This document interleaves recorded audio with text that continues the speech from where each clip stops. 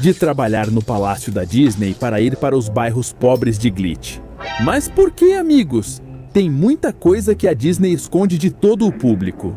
E a recente série Os Cavaleiros de Gniver nos deu uma pista do que viveu Dana Terrace, a criadora de A Casa da Coruja. Nessa indústria corporativa tão maligna em que a Disney se transformou, se vocês não perceberam esses detalhes e a crítica que fizeram ao ratinho malvado nessa nova série da Glitch, então se preparem porque com certeza até vão ficar de boca aberta. Vamos falar sobre sair da Disney para ir à Glitch. Isso é possível?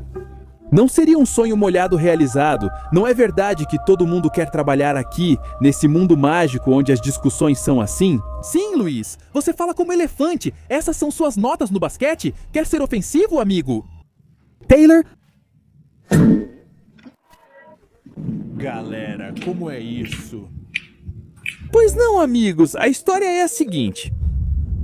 Dana Terrace, a criadora de The Owl House, estava trabalhando felizmente na série quando, de repente, teve a grande ideia de colocar personagens lésbicas, gays, bissexuais e transgêneros, mas por algum motivo que parecia muito estranho, a Disney disse que não. O quê? E aí vem a parte boa, galera. Depois do cancelamento hiper mega que praticamente todos os projetos lésbicas, gays, bissexuais e transgêneros da Disney sofreram, foram tipo uns 200 completamente traumatizados e basicamente disseram pra minha garota que não, nem a pau. Basicamente, entre todos nós traumatizamos esses caras da diarreia. E aí, Dana Terrace ficou muito chateada com isso, e com toda razão, depois de tanta coisa Pride que eles ficaram colocando como se a vida deles dependesse disso, ela decidiu ir para um pequeno estúdio que se identificou muito com as ideias malucas dela. Esses não foram os únicos motivos para ela trocar o paraíso mágico da Disney pela Glitch. Mas enfim, com as referências que vamos analisar hoje em Cavaleiros de Gniver, vamos ver que tudo faz sentido. Desde o início do episódio, percebemos a clara referência à Disney. Começa a falar um narrador. Assim como os filmes antigos da Disney falam sobre uma princesa que vive presa em uma torre. E o mais interessante de tudo isso é que se menciona que existem máquinas que funcionam com sangue e medo, algo que mais adiante veremos o significado na vida real. Sabemos que a princesa se chama Olivia, que se aproxima de seu pai, Oliver Park, que, como o nome já diz, lhe dá de presente um parque bem chique de aniversário, para compensar um passado sombrio que ainda não conhecemos muito bem. Mas, vocês já prestaram atenção nesse parque? É praticamente como se vê o parque da Disney, onde, segundo o Sr. Park, ele nos diz que é um mundo de possibilidades, onde os sonhos se tornam realidade.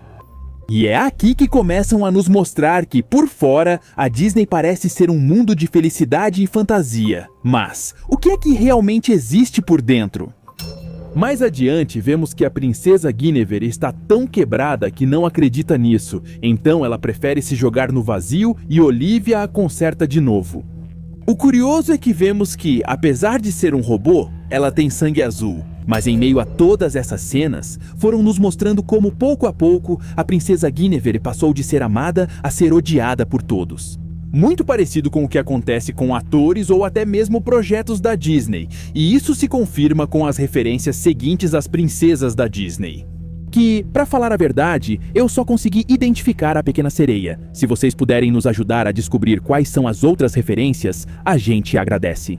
Antes de seguir com o próximo, percebemos que Guinevere, antes de se jogar, sentiu dor quando Olivia puxou sua barriga. Com isso, dá pra entender que antes ela não era só um robô, era uma pessoa. O tempo passa e conhecemos nossos dois protagonistas, Frank e Andy, que invadem o parque de diversões e conhecem a princesa Guinevere.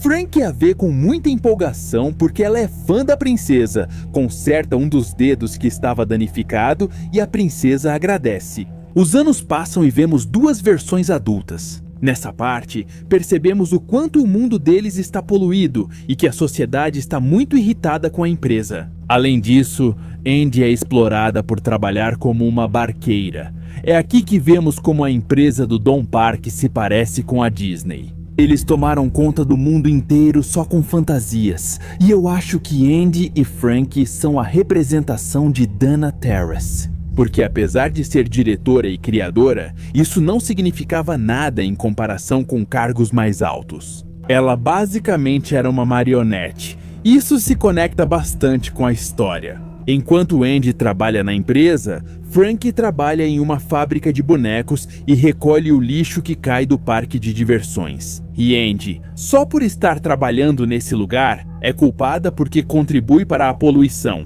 Mas diga pra gente, isso é realmente verdade? Ela realmente é culpada por trabalhar para poder sobreviver? Bom, eu acho que essa é uma situação pela qual muitas pessoas que trabalham não só na Disney, mas em empresas parecidas passam. E olha, não é nada fácil sair de lá e encontrar outro emprego. Sabe por quê? Medo e sangue. Medo de não encontrar um emprego tão bem pago. E o sangue pelo sofrimento que podem passar ao ficar sem nada. Enfim, mais adiante, Frank encontra o corpo de Guinevere, todo destruído, faltando um olho, uma perna e com a pele arrancada.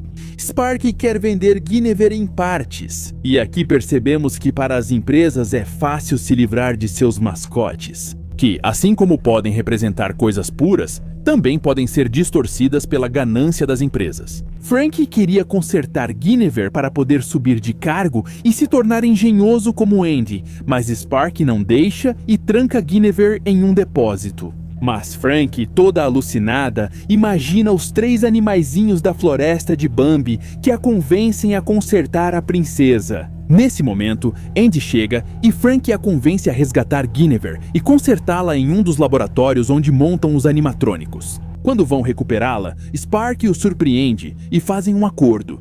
Deixam que a levem, mas quando a consertarem, devem devolvê-la para que ele possa vendê-la. E podemos ver que Frank está faltando 2 dentes, dando a entender que foi Sparky quem os tirou. Depois, eles vão aos laboratórios inferiores para consertar a Guinevere, onde todos os projetos são enviados. Mas lá elas são perseguidas por um cavaleiro gigante e acabam em uma explosão, onde Andy e Frank acabam desmaiadas. Por sorte, elas são resgatadas por Guinevere. Parece que Frank e Guinevere têm uma conexão. É especial. Possivelmente, nesta cena, Dana quis nos mostrar o que poucos conhecem sobre trabalhar com a Disney. Todos os projetos que um dia foram populares e depois caíram no esquecimento ainda podem servir aos olhos de uma companhia malévola, onde o único que importa é ganhar dinheiro. Apesar de já serem projetos antigos, eles não os deixam ir de jeito nenhum e procuram tirar até o último centavo deles, não importa como façam isso.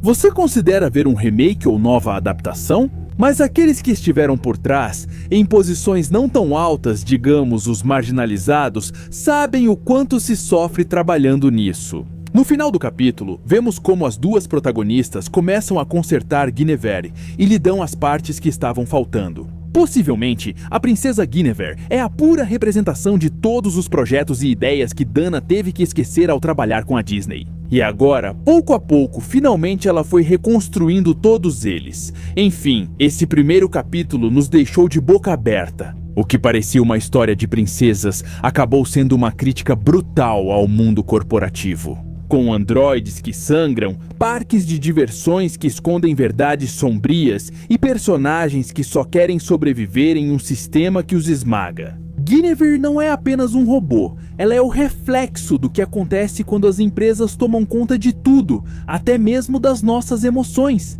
Laz e Andy mostram 2 formas de resistir, uma pelo trabalho duro e outra de dentro do monstro. Que detalhe você notou que ninguém viu? Deixe nos comentários e curta se você gostou do vídeo. E não se esqueça de se inscrever para continuar descobrindo os segredos por trás dos Cavaleiros de Guinevere.